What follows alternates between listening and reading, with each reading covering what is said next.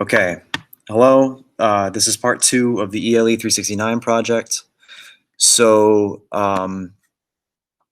so I have spent about a month on this Excel. I recently got into MATLAB, but I'm just going to show you the Excel behind it.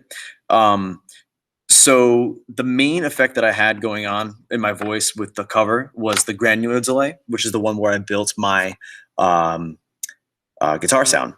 Now, with it, when I change this red knob, I can change the time in the delay, and that gives me a certain note value. So for example, this is a C3. So I can record that, no big deal. I also have a whole scale associated with that.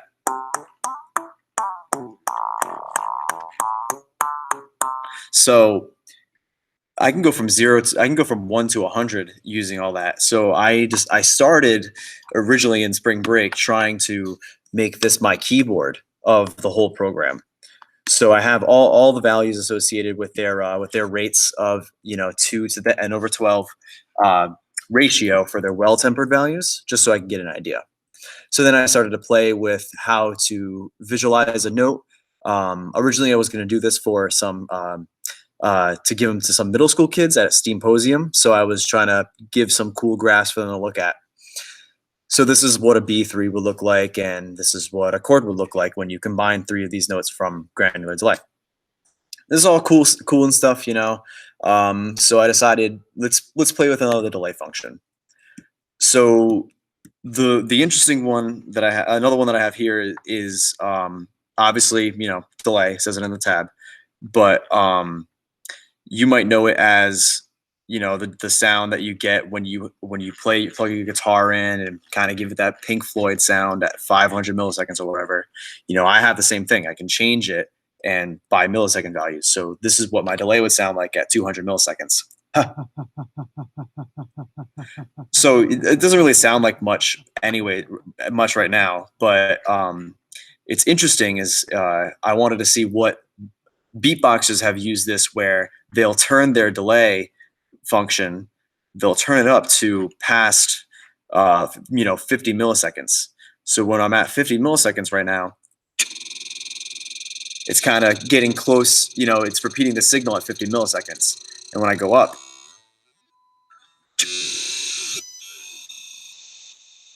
so that's when I'm approaching one millisecond. When I'm approaching that, I'm getting to the highest note possible made by this delay. And it's naturally just a repeat of my input, so I can get a frequency with that.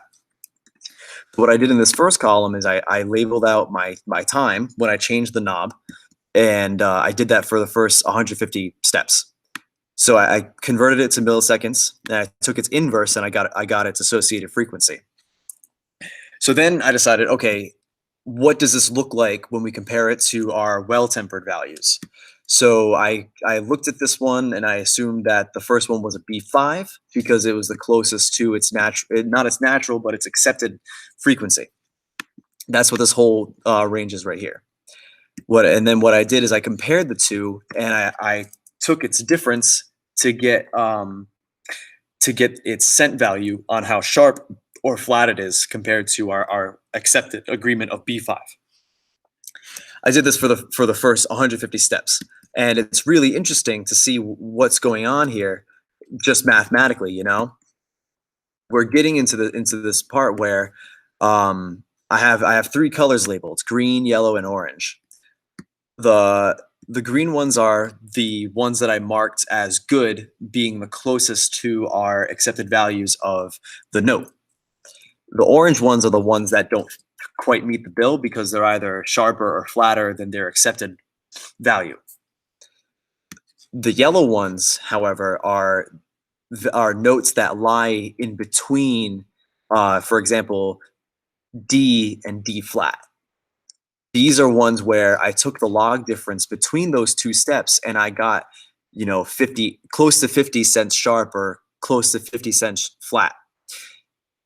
So this kind of rang to me as being a microtonal range where it's neither, it's just perfectly in between almost, And when we go further out, we can see a really interesting pattern happen. Not with the good notes, or you kind of with the good notes, the microtones, whatever, but you can see that this idea of delay is kind of a function, this is probably what's going to happen when you change your guitar delay to look like this. And when we go further out, it looks even more regular, almost like these look very sinusoidal in function. And there's obviously less and less quote unquote good notes to go around because they're all almost the same according to our ideas of tones. So this is some really interesting stuff. Trying to figure out. I think this delay alone is proving that this loop station has a natural frequency range, kind of like a guitar or a violin, for example. And it gets even weirder when I go into the roll function. So here, I was trying to figure out how a roll works, and it's also a type of delay, but not a delay that uses time. Well, it does use time, but it goes it does it in I guess, a linear way, or some kind of math behind it. The circuit is just doing something. So when I have it at, for example, 40 or 50 milliseconds, and I'm at 1/2 mode,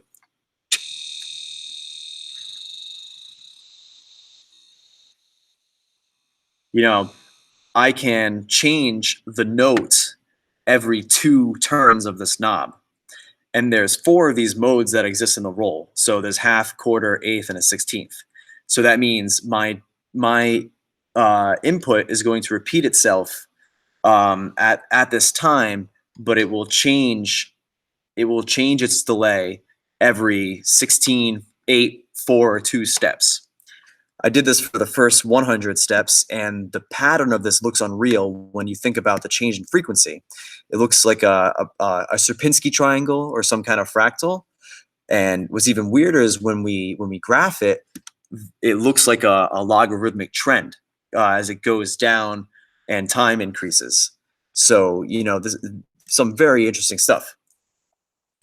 And I mentioned how this is a change in frequency as we turn our knobs. Now, I was trying to understand how the function would work without the change in frequency, but rather just a change in your input. So for every 2 or 4 steps over, you go down 1. So I thought that that was sort of a linear function, and I developed this graph that kind of shows what's going on, not by tone, but rather by delay. So where's your delay going to be, when you are at time 50, for example, how far away? Because I don't know how the input is working, but I do know that this is what is going on. Another effect I've been trying to understand is how filters, phasers, and flanges work. So obviously, when we have a filter, when we have this going, when we have that, we can change all these parameters that I have, the rate, the depth, the resonance, and the step rate. Now, these are all, things you can play with when you turn the knob and stuff on the loop station. And I was trying to understand how that would work because they all have the same parameters for the 3 effects, but they work in different frequencies, in my opinion.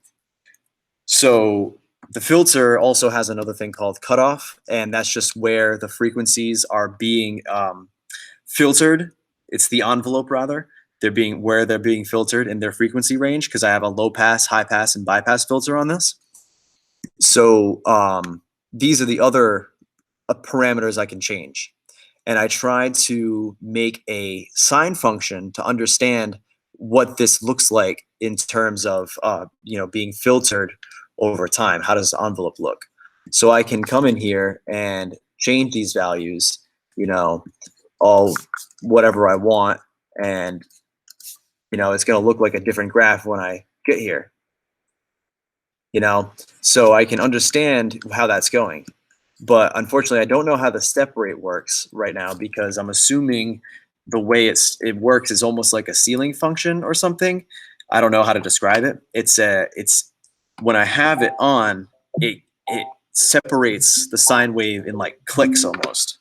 So I can draw a diagram, but that's not relevant right now. I think it's kind of like this. This is a rough idea on what's going on, but I think if you were to really zoom in on a wave, but I think that might be wrong. I have to think of something else for it. So that is pretty much what I've been working on for the until about spring break. I think I've only kind of applied the lessons I've learned in this class, as well as my process dynamics class from last semester, to try and understand how some of these work um, in space over time. Um, there's some really interesting stuff going on. I've used some Laplace transforms, and now I'm kind of getting into Fourier transforms and other things about how to understand this. And it might be a little much, but I'm just trying to see what's a good function to understand what I'm trying to hear.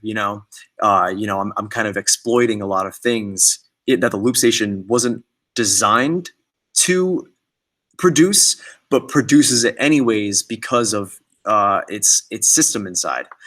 So if you watch a lot of beatboxing videos, they really exploit the limits of this loop station. It's some really fascinating stuff what you can do live with this thing, and it's really weird ground that I'm trying to break because, like I said earlier, this especially with the delay function, that's kind of showing like these harmonics or these areas where there's a natural tone that this has. You can get the same model and it's going to give you these same tones. There's research by musicians being done on this just through how they share it, but I don't know if there's a real engineering approach to it yet. So I've been doing this with some of my friends, and it's been really interesting stuff that I've been learning.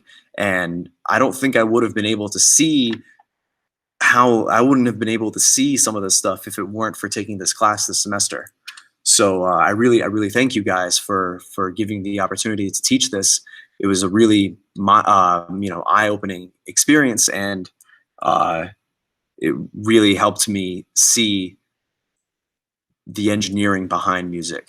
I was going to present this to some kids for middle school in the first week of April, but obviously that canceled for the virus. So I just spent more time trying to understand and get deeper about what this can really do.